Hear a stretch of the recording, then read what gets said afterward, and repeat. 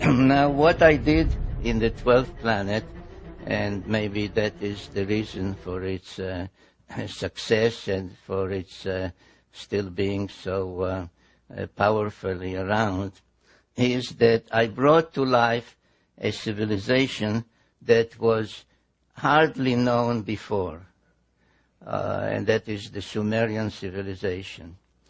So I brought to life the Sumerian civilization, which was really a most amazing civilization. It blossomed out in what is now southern Iraq. So about 6,000 years ago, an incredible civilization appeared there, and all those that deal with it use such words as suddenly, unexpectedly, out of nowhere, because there was no gradual or any kind of precedential civilization that you had this and this and this, and this was a higher level, a higher stage. Suddenly, from what we may call primitive, though they were not primitive people, but they were farmers, hunters, etc. But suddenly there appeared cities, high-rise buildings, societal organization, kings, priests, codes of law, literature, art, music, musical instruments, all of that within a very short period, appeared about 6,000 years ago.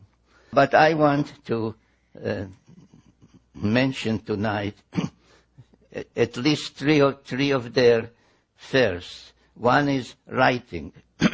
They developed a writing system called cuneiform, where were described using a stylus, would make wedge-like symbols or indentations in wet clay, which when it dried would become a permanent record.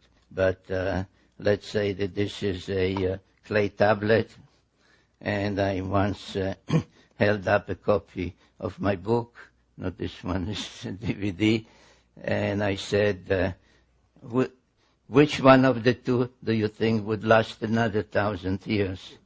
The printed book or the clay tablet? And the answer is the clay tablet. So we have writing, which of course meant language and grammar and literature and epic tales, and lullabies were written down, recipes. So writing was one of them. Another thing was pictorial depictions. They took stones, mostly semi-precious stones, and made cylinders about an inch or so, sometimes longer, but basically about an inch, a cylinder of an inch, and would engrave, and nobody has figured out to this day how, in this hard stone, they would make an engraving in reverse, like a negative, which when rolled on wet clay would become a permanent depiction, the way we say print our presses, the rotary presses now, the newspapers. And the third thing that I would like to mention and stress this evening was the high-rise buildings. They were the first to use bricks and to build high-rise buildings, like stage pyramids that would rise 100, 120, 160 or more feet high. Some think that these were the towers of Babel, mentioned in the Bible. Actually, it's not so, but every major city, Sumerian city, had a sacred precinct, and the sacred precinct had such a ziggurat, as they were called. And they were used primarily for astronomical observation. And indeed, their knowledge of astronomy, or in the field of astronomy, is one of the most amazing Sumerian legacies. And this is, for example, the imprint of a cylinder seal. You can actually see the seal in Jerusalem. There's a museum there called Bible Lens Museum. And this is, if you ask a regular scholar, what is it? They'll show it. He'll say this is a beer drinking scene, because the Sumerians were also the first to invent beer. And drinking beer was a social event. You can see people are coming to participate in that. And beer was drunk through a straw. The way I understand in, say, in Latin America or in Argentina, they drink mate tea with a straw. But as many other cylinder seals, they were decorated with celestial symbols.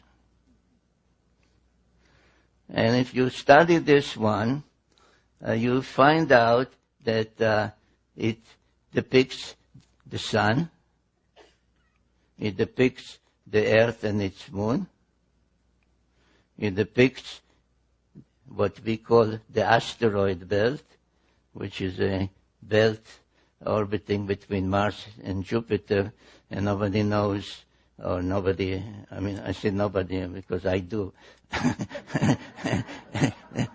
Others claim they don't know how it came about. It's the remains of some planet that was destroyed, exploded, except that if a planet explodes, the pieces fly in all directions, and in this case, they orbit like a belt between Mars and Jupiter. So you also have Mars and Jupiter. Here's Jupiter. You have the asteroid belt, which we have discovered only in modern times. And beyond Jupiter, you have Saturn and its rings, which we did not know about until the invention of the telescope. Now, this cylinder seal is from about 2000 BC, from 4,000 years ago. So this is an example of the amazing Sumerian knowledge in astronomy. But there is even one more amazing cylinder seal, which caused quite an uproar at the museum where it's kept.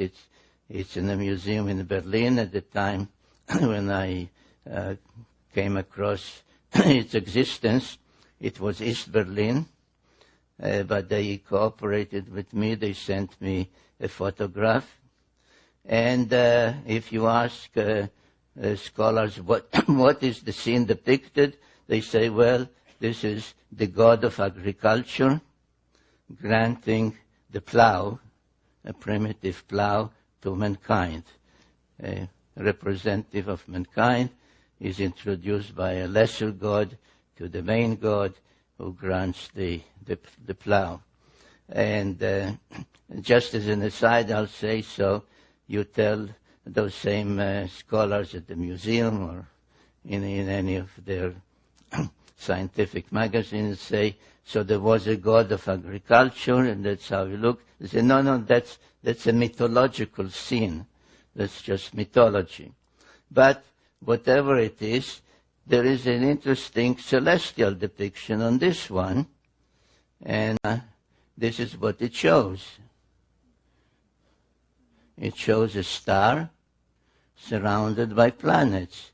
Now, this arrow is my addition to enable comparison with our knowledge of the solar system. So we have the sun, not the earth, we have the sun in the center. surrounded by planets, all the planets we know of, in the correct sizes and in the correct order, except that here there is one more planet, right here, between Mars and Jupiter, where the asteroid belt is now. So according to the Sumerians, there was a planet there, probably, or one must conclude, the planet which apparently broke up somehow. Now, if you could get hold of Sumerian guy and said to him, what planet was that and what is the somehow? How did that planet break up? He'll say, well, that's you're asking me something that is been written about in one of our books. It happens to be a clay tablet, not the way we think of books. And that tablet is actually part of 7 tablets. And once they were discovered in a library in northern Mesopotamia, in an ancient library in northern Mesopotamia, and the contents of that story on those tablets was deciphered. They have since been referred as the 7 tablets of creation, paralleling the biblical tale of the 7 days of creation, 6 days of actual creation, and then 1 day in praise of the Creator. So this is one of the tablets, I think the 4th one out of the 7, known as the Epic of Creation, or sometimes known by its opening lines, which is how the Sumerians used to name their epic tales or their tablets in library catalogs, because they were actually set in libraries, and on each shelf there was a tablet that listed all the texts that are on that particular shelf, like a catalog tablet. So no, it's not sometimes known by its opening words, Enuma Elish. Now, what does the Enuma Elish say? The Enuma Elish tells the story how the Earth came to be, how our moon came to be, how that extra planet came to be, and indeed how the whole solar system came to be. And they say that once the solar system began to coalesce, the way our modern scientists say, around our sun, and the various planets began to form, an invader, another planet, thrust out of some other solar system, passed near ours, but as it passed near our solar system, it began to be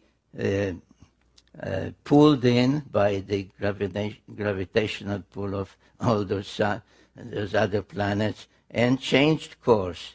Now you will notice an interesting thing, that while all the other planets rotate in one direction, which is counterclockwise, as we say, this one orbits in the opposite direction, which being unusual is called retrograde. But as it was drawn in the opposite direction, inevitably it collided with one of the olden planets in our solar system, which in the Enuma Elish text is called Tiamat. And this planet, the invader, which later was named Nibiru, acquired various satellites or moons as it was passing by the other planets. Tiamat, which is treated as a female celestial entity, had 11 satellites, one of them quite large, unusually large, called in the tale Kingo. And when they clash finally occurred. It referred to, in those texts, as the celestial battle. Tiamat was hit twice, actually. This is just one of the drawings from my books. Was hit by some of the moons, the satellites of the invader, and was broken up. Half of it became bits and pieces, the asteroid belt, which those texts, and the Bible in chapter 1 of Genesis refers to as the hammered bracelet, because it orbits like a bracelet around the sun. And the other half was thrust into another orbit, carrying with it Tiamat's largest moon to become our planet Earth and its satellite, the moon, an unusually large one as things go in our solar system. And now, what happened to the invader? According to the Enuma Elish, the Epic of Creation, the invader itself became a member of the solar system, a 12th member, because they counted the sun, the earth, its moon, and not 9 but 10 planets. Now, on many Sumerian and afterwards Assyrian, Babylonian, and so on depictions, all the 12 members of the solar system are depicted, and you can see the sun, you can see the moon, you can see this Nibiru, whose symbol became the winged disk. You can see all the others with their symbol, and you can see the 7 dots, which is the symbol for Earth. Now, you may well say this is wrong, because we all know that Earth in New Age parlance is the 3rd rock from the sun, right? So there's Mercury, Venus, and Earth. And that is true. But if the Sumerian incredible knowledge was given them, was not acquired by them from their own observations without telescopes and all other modern equipment, if it was given them by somebody, let's assume for the moment, coming in from outside the solar system towards Earth, then they would say Pluto is the first. And then there's Neptune and Uranus. And then there's Saturn and Jupiter. And Mars would be the 6th planet. And Earth would be the 7th planet. So Earth is quite correctly depicted by the symbol of the 7 dots, the number 7. And this is something I would like you to keep in mind as we proceed with this presentation, because it is very significant towards an appreciation of the evidence from the past about the future. Now, the obvious question that anyone, including myself at the time that I started to research and investigate all that, would ask himself is, how could possibly the Sumerians know all that, that the sun is in the center, and that's how this solar system came into being, and there was an invader, and the invader has this great elliptical orbit, etc.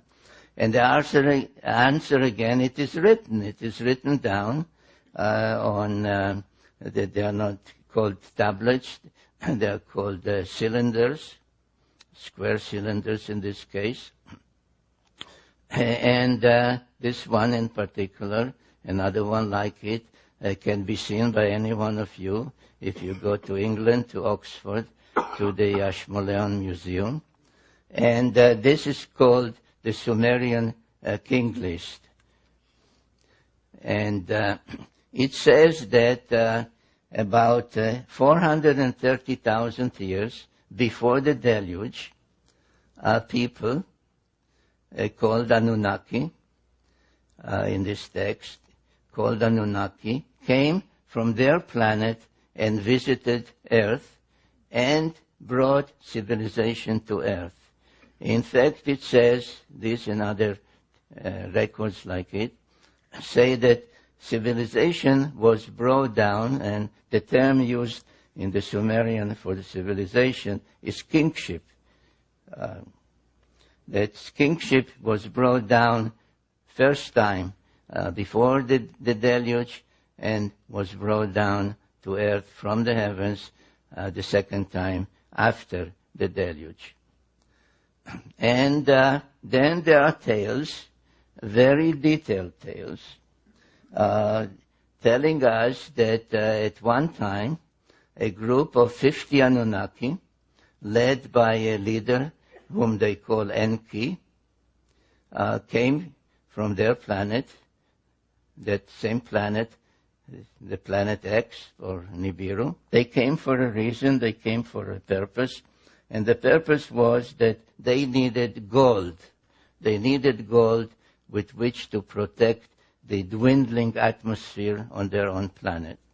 Now Enki stayed on Earth quite a long time, and at some point felt that he ought to tell his story of what happened on their planet that made him and his group and the other Anunnaki come to Earth, and what happened on Earth after they came and landed here.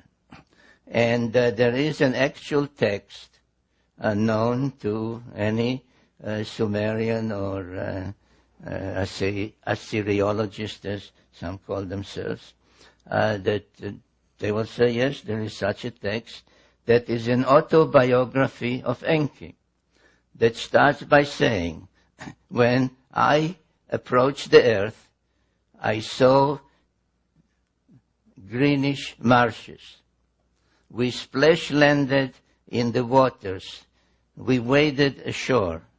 I commanded so-and-so, and the name is given, to test water and see if there's potable water. I commanded so-and-so to build us some kind of shelter. I commanded so-and-so to see if there is edible food. And so on, line after line in those tablets. Unfortunately, the complete text of that autobiography of Enki has not been found, only fragments of it. I used about 800 different sources to reconstruct the story of Enki, because I felt at some point in my own writings that it is not enough to tell the story of what happened here through the prism of the Sumerians, or to some extent the Old Testament, the Hittite writings, etc. But it is also important, especially to know why they came, what happened on their planet before they came, through the eyes and through the speech of one of them, and I chose Enki because he did dictate an autobiography. And the tale that emerges from all those sources is that after they landed here and could not get the gold just by extracting it from the waters of the Persian Gulf. This is the Persian Gulf, and this is today's Iraq. Another leader, a half-brother of his called Enlil came. He was more a commander, Enki was more a scientist. Another member of their family, they were all children of the ruler of Nibiru, called Anu. Another member, a female, who was a medical doctor, came and assisted also. And they set up a settlement, or actually 7 settlements on Earth. at a place that they called in Sumerian Edin, from which the word Eden, the Garden of Eden, comes. As I said, at some point the idea of extracting gold from the waters didn't work. They had to go and do it the hard way. So they kept coming in groups of 50 until there were some 600 of them on Earth. And they used Mars as a way station on which 300 of them were stationed. The numbers are given in those texts. But most of those on Earth, those Anunnaki, were assigned to mining gold in East Africa. And there are several texts, and in particular one known as the Atrahasis epic, that describe a time or an event where those working in the mines mutinied. And they said, no more. This is not the kind of work that we can do. We are astronauts. We are supposed to man spacecraft, not to work deep in the earth. And there was a mutiny, and there was great consternation among the leadership what to do. And then the same Enki, who was a scientist, said, we don't have to abandon our efforts to obtain the gold on which our own survival on our planet depends, because we have to protect our dwindling atmosphere with a shield of gold particles. Because there exists on Earth, already exists on Earth, a being which is in many ways similar to us.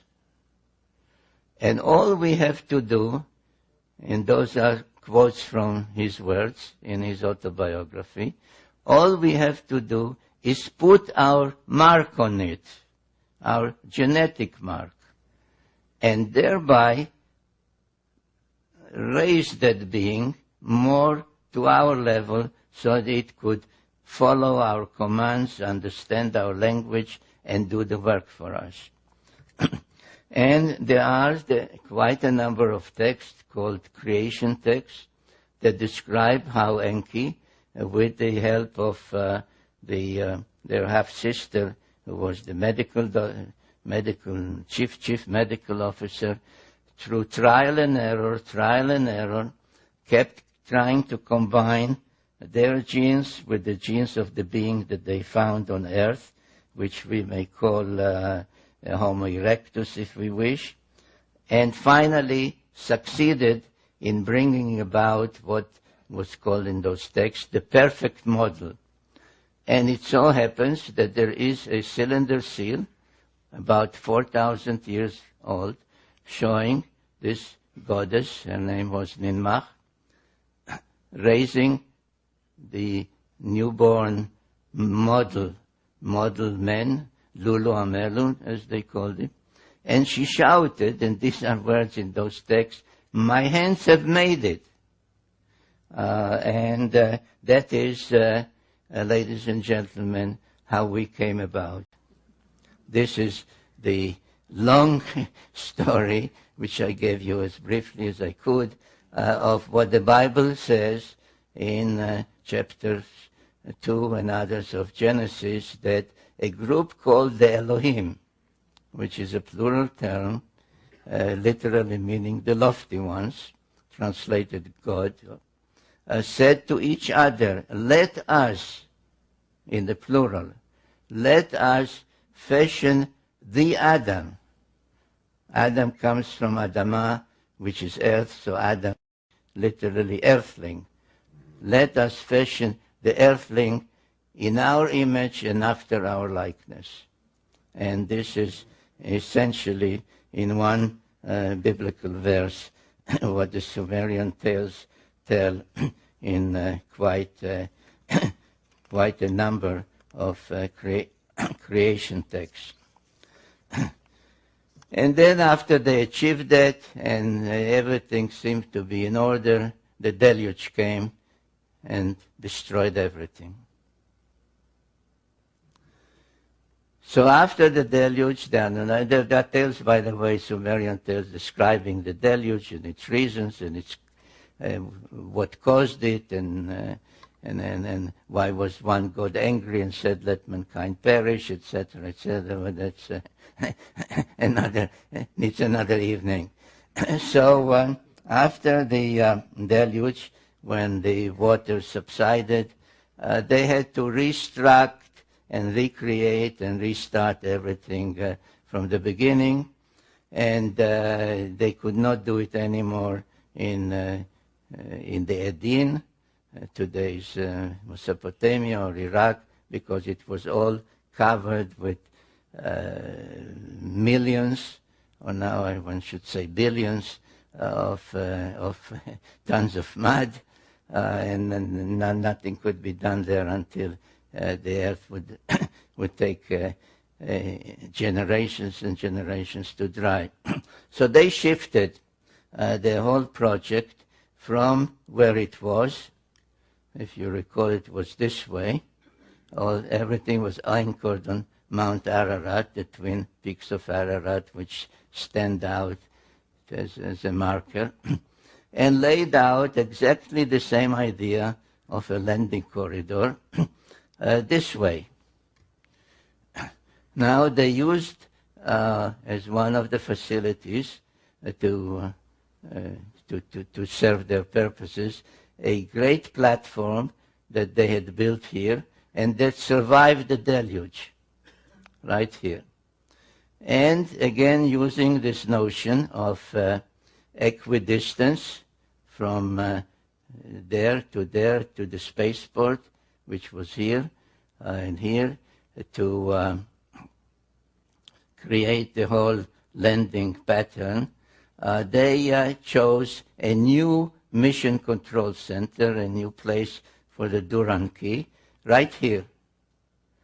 And this place is known today as Jerusalem.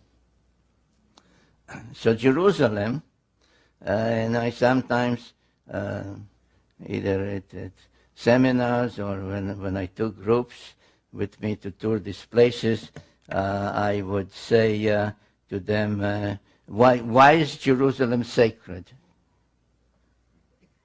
I say, well, it is sacred to Muslims because the tale is that Muhammad was taken from Mecca or Medina one night on a winged horse and brought to Jerusalem, and there he was taken aloft and visited heaven for one night. So that's.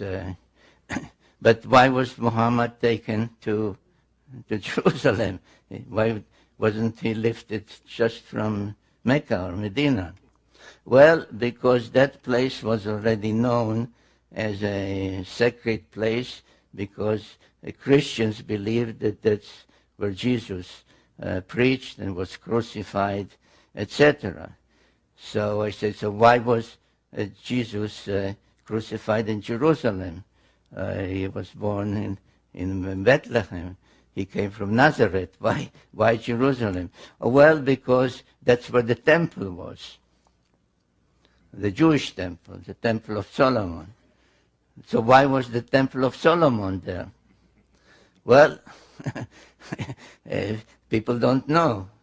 So I tell them, well, it was there because the same Anunnaki who had this pattern and had Nippur as the navel of the earth and mission control center before the deluge, set up this layout and made Jerusalem mission control center after the deluge. And equidistant from it is the spaceport and twin peaks, emulating the twin peaks of Ararat, twin peaks here in the Sinai Peninsula, and twin peaks, artificial ones, because there were no mountains there. So they built two mountains known as the Giza pyramids. Now, things did not go so well after the reconstruction and the setting up of the alternate mission control center. The Anunnaki, who, according to the tales by Enki and others, were engaged in almost constant wars on their planet, had at the time a leader called Anu, but he was actually a usurper. He usurped the throne. And under the Sumerian sexagesimal system of 6 times 10, 60, etc., he ranked as the top rank 60. And his successor was a son called Enlil, who was given the rank 50. But Enlil was not the firstborn son.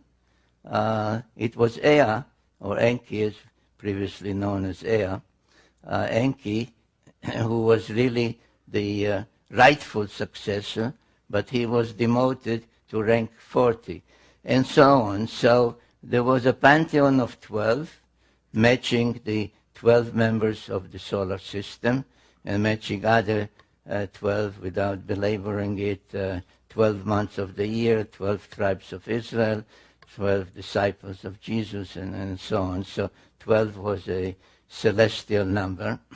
So the relationships were such that the conflict was almost inevitable, especially since it had a lot to do of who was mothered by whom, who was the father, who was the mother.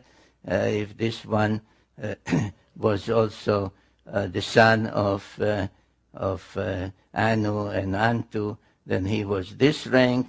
But if this one was only the son of this one, but not this queen, he had another rank. So the relationship was quite confused and convoluted, and leading to conflict, which soon appeared on Earth. And one of the events that took place,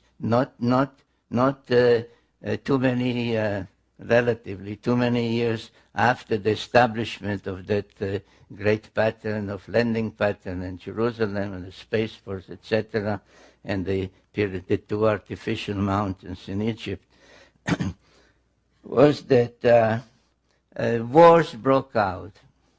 And the first war that I named in my book, The Wars of Gods and Men, the Pyramid Wars, because there was a series of them, had to do with these facilities, because in the Great Pyramid, one of the two especially, which is the only one that has an ascending passage and chambers, all the others have just a descending passage, they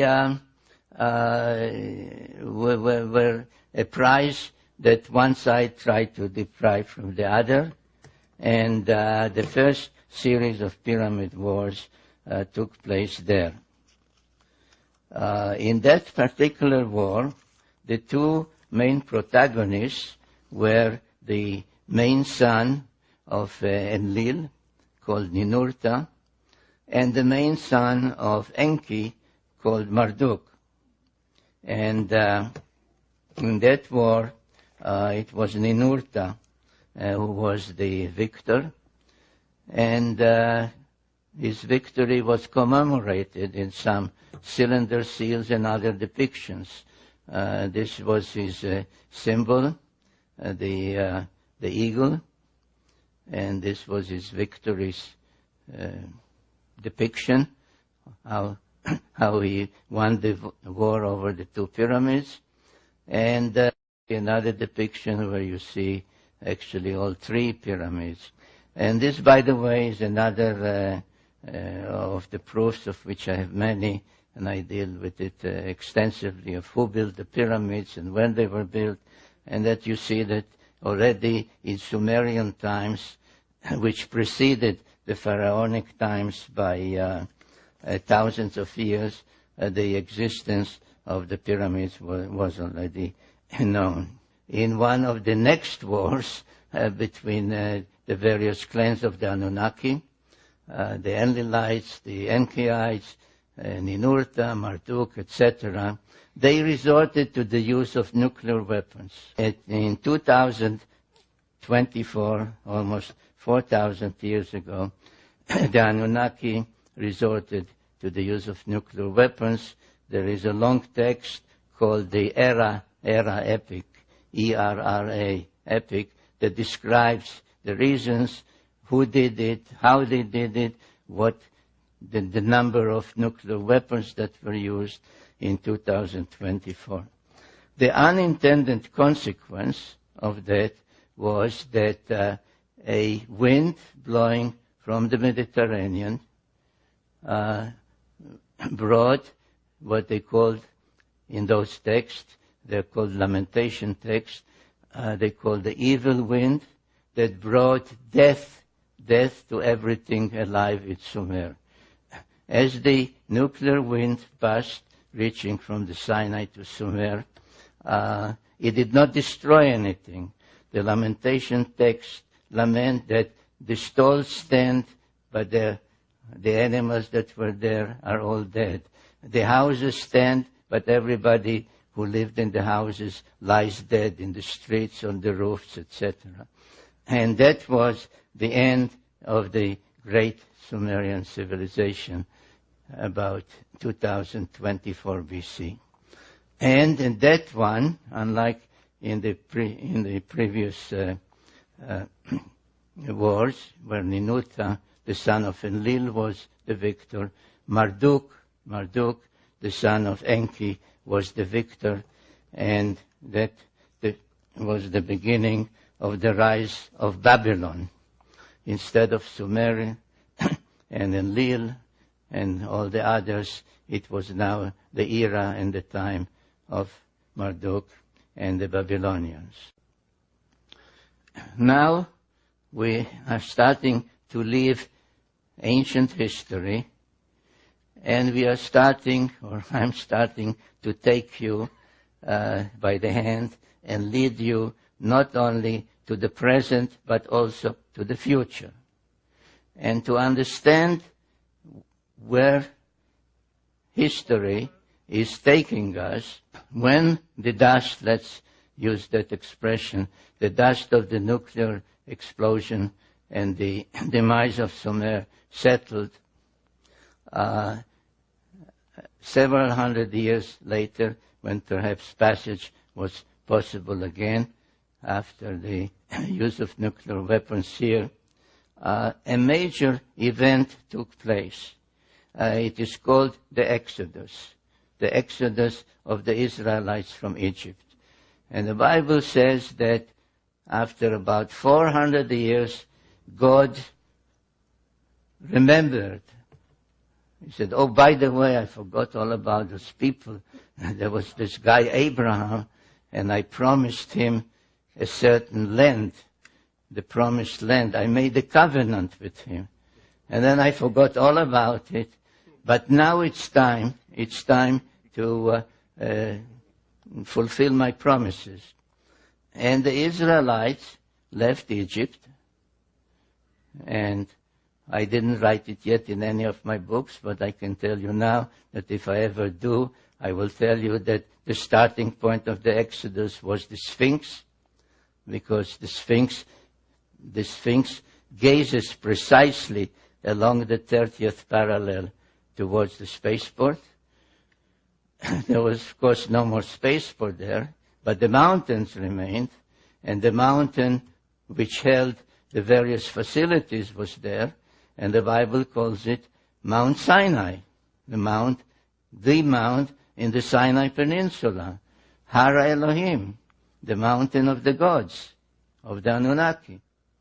And once they were, they had to continue. There was difficulty in going straight. They went around, but anyway, finally they got to Jerusalem. And what did they do once they got to Jerusalem? They built the temple to Yahweh on a platform that existed there. Now, at about the time that the Hebrews, the Israelites, were restoring the platform in Jerusalem, other things were happening in the adjoining countries, especially those countries that followed Marduk, the Babylonian one. In Babylonia, on cylinder seals, the sign of the cross began to appear.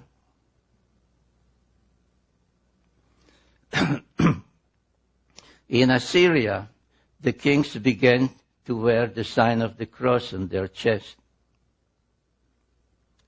The same happened in Egypt.